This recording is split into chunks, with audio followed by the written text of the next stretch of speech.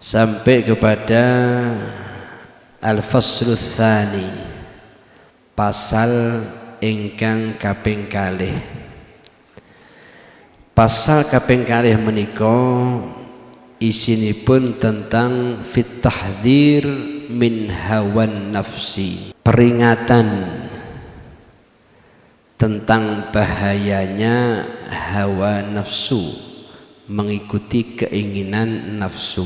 Beliau Imam Busiri mengatakan fa inna ammarati bisu'i matta'adat min jahliha bin nadhiri syaibi wal harami. Fa inna ammarati, karena sesungguhnya nafsuku yang menyuruh. Fa inna ammarati aslinipun fa inna nafsi al-ammarah, karena sesungguhnya nafsuku yang menyuruh, mendorong, bisu'i, melakukan keburukan, itu matta'adat, ma tidak itta'adat, menerima nasihat. Jadi pasal kedua ini masih sambungan dengan pasal yang pertama.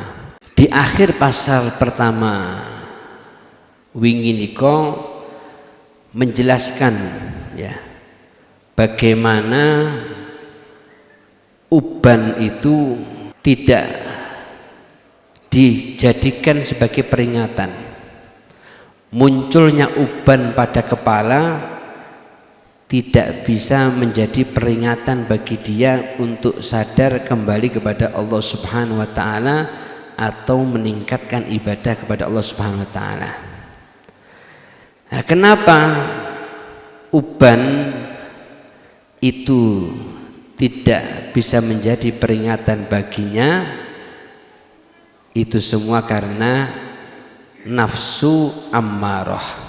Kalau sudah seseorang itu nafsunya adalah nafsu ammarah, yaitu nafsu yang selalu dan selalu menyuruh untuk keburukan, ya.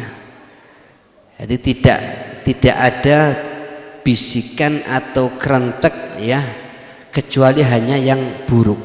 Maka kalau sudah demikian, ya, min jahliha binadiri syaibi wal harami, nafsu ammarah ini ya dia tidak tahu, ya, jahil, binadiri syaibi wal harami, dengan adanya peringatan, yaitu yang pertama asyaib, yang kedua al-haram. Asyaib niku uban, al-haram niku usia tua. Jadi ketika kula panjenengan niki tumbuh uban di atas kepala kita, di rambut kita, usia sudah menua, maka dua hal ini sebetulnya adalah peringatan saking Gusti Allah Subhanahu wa taala supados kula panjenengan ya kembali kepada Allah atau lebih mendekat kepada Allah Subhanahu wa taala. Ya, kenapa demikian? Karena kalau dua peringatan ini sudah muncul, artinya masa kita di dunia ini sudah sempit, ya, sudah tinggal sebentar. Kesempatan kula panjenengan untuk berbuat baik, untuk ibadah kantun gede. Nggih, masane sampun meh telas.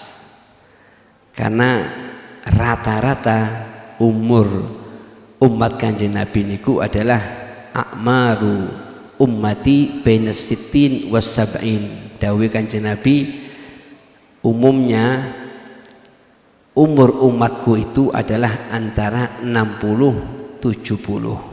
Rata-ratane sak monten. Malah lak sakniki kok kadose banyak sing mati muda. Lak zaman riyen kathah sing sepuh-sepuh.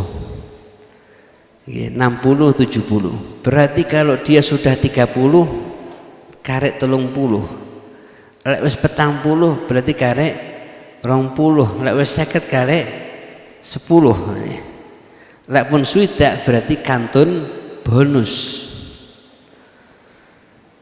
Nah, jadi tumbuhnya uban dan menuanya usia itu adalah peringatan saking Gusti Allah.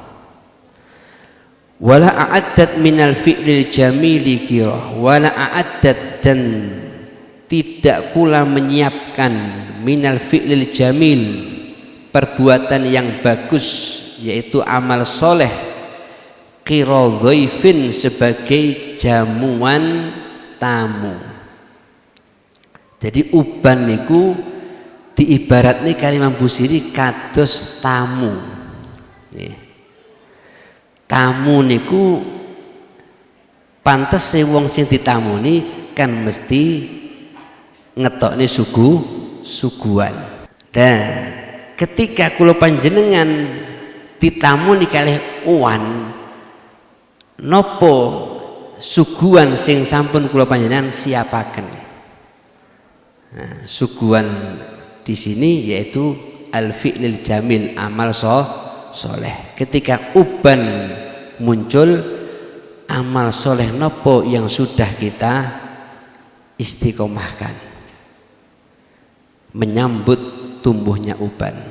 Alamma yang singgah biroksi di kepalaku ghairu muhtashimi, tanpa rasa malu.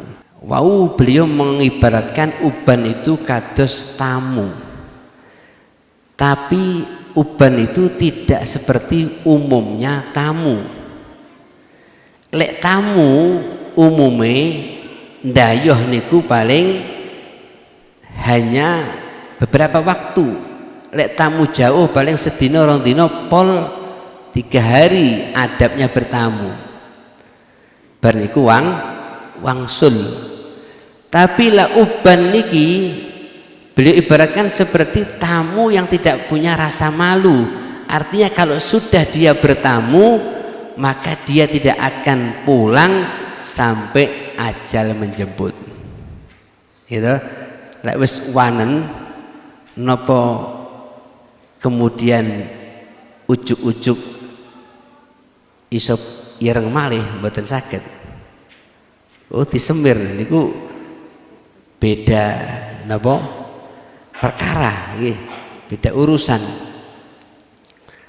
Artinya kalau sudah tumbuh putih ya, tumbuh uban itu dia akan semakin banyak dan semakin banyak, tidak mungkin kemudian kembali hitam seperti waktu masa muda. Lau kuntu a'lamu, ya, seandainya aku tahu, anni, bahwa aku ma uwakiruhu, ma tidak uwakiruhu, bisa menghormatinya. Seandainya aku ini tahu bahwa ketika uban datang saya nggak bisa menghormatinya, ibaratnya enek tamu gak iso nyuguhi nopo-nopo. Jadi ini namun disuguhi anggur, artinya tinggurne tok, gak disuguhi minuman wala nopo makanan.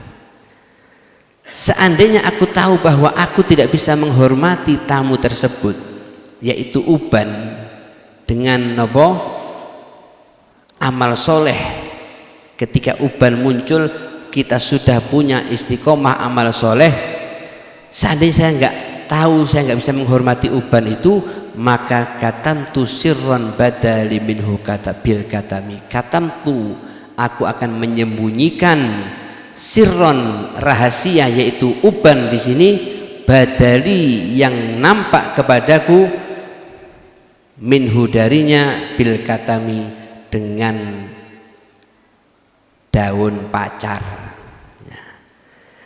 Umpamane napa niku gak iso ngormati uanku ya, maka lebih baik uanku mang tak semirai, tak semir abang di nopo di uwai daun pacar di semir abang.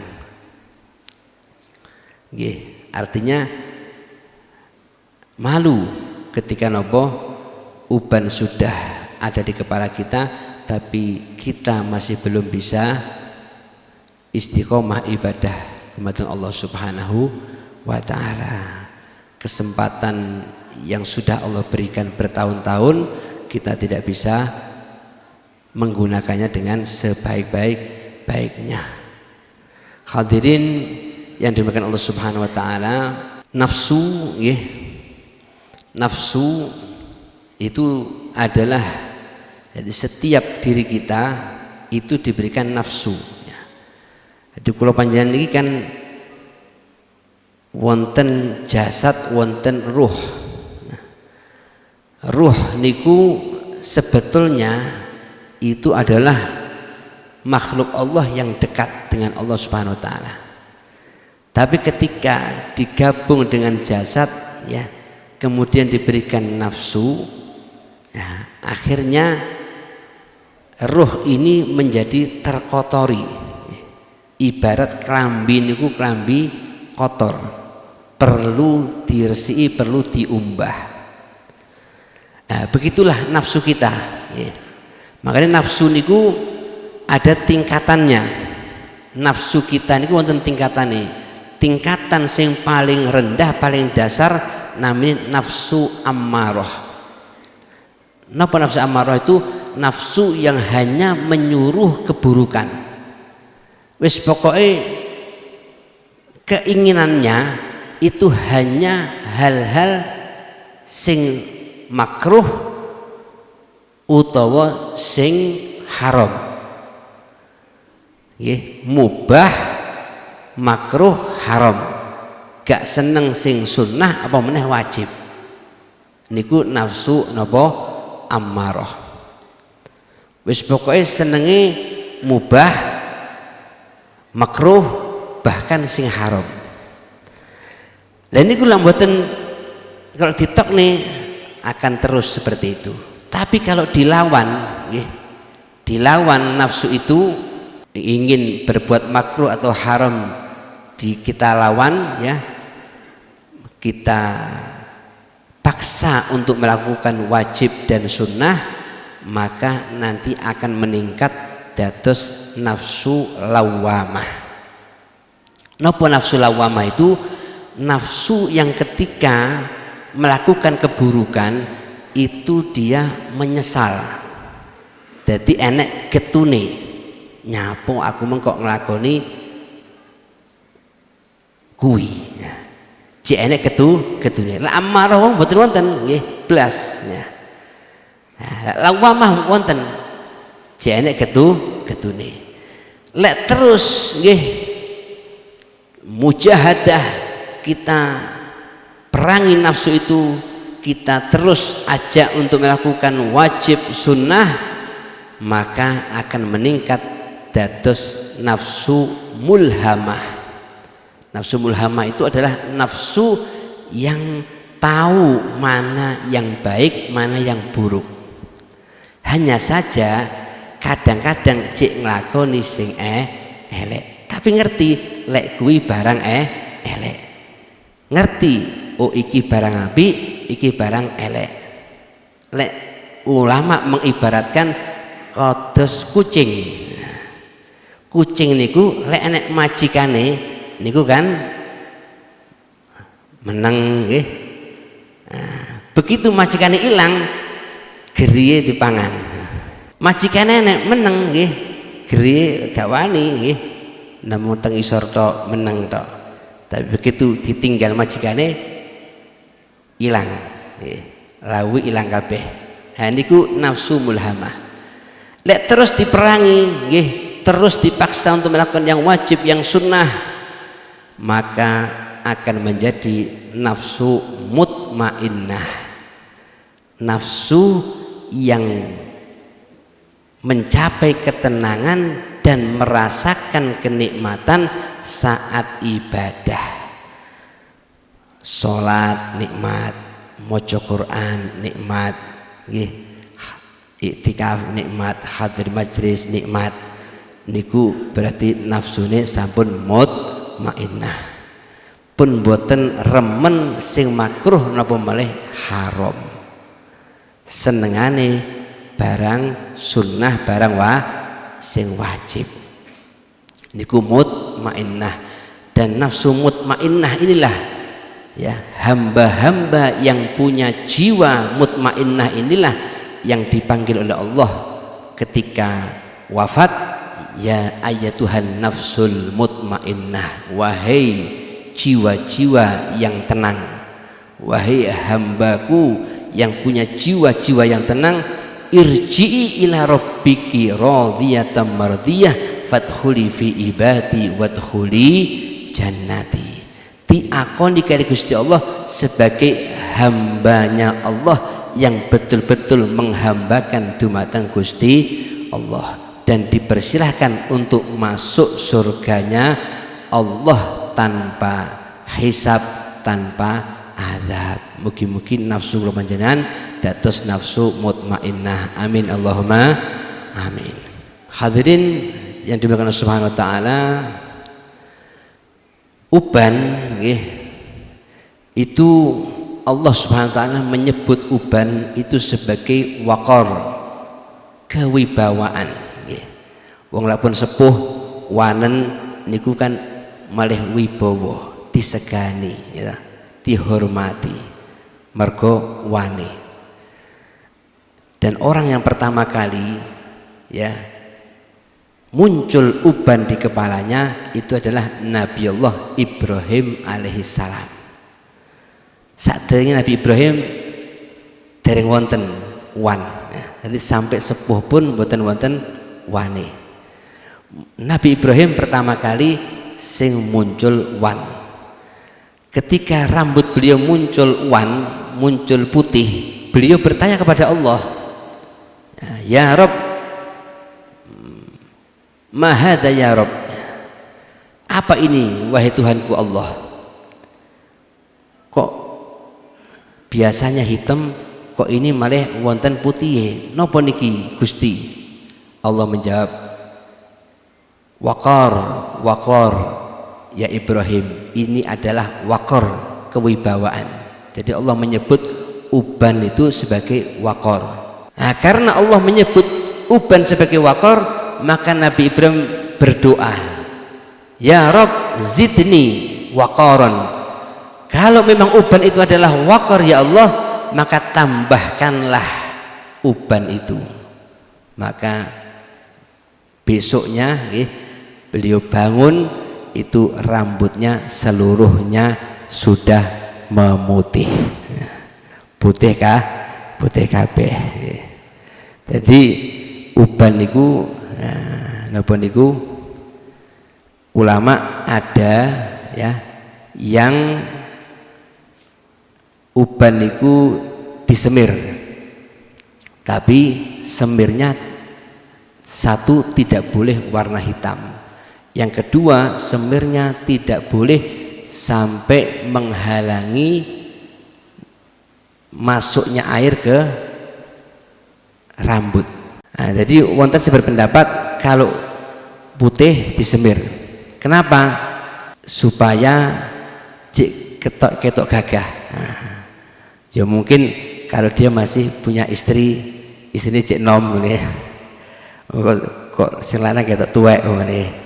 Nah, tapi ada juga yang berpendapat niki wau nggih, sesuai niki wau, kalau putih dibiarkan saja seperti thariqah Nabi Ibrahim. Nah, termasuk Abu Ya'sir Muhammad bin Al-Maliki, beliau memilih yang kedua niki. Jadi ketika putih beliau biarkan. Nah, karena nopo putih niku adalah waqar. Nah, dalam riwayat yang lain, dalam hadis qudsi, uban itu adalah nur, cahaya. Nah, jadi yang mau disemir ada tuntunannya, sing boten dibiarkan saja itu juga ada tuntunannya ya.